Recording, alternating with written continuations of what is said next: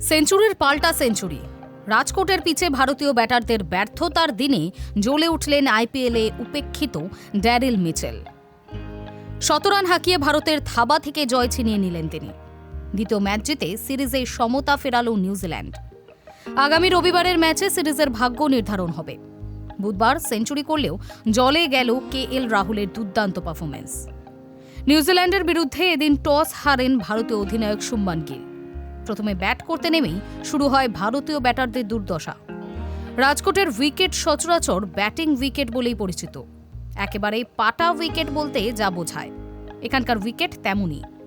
কিন্তু বুধবার দেখা গেল অন্য ছবি। ব্যাটারদের স্বর্গ এই পিচ অদ্ভুত আচরণ করল। সেখানে বল উঁচু নিচু তো হলোই, একই সঙ্গে ব্যাটে পৌঁছাতেও কিছুটা সময় নিল।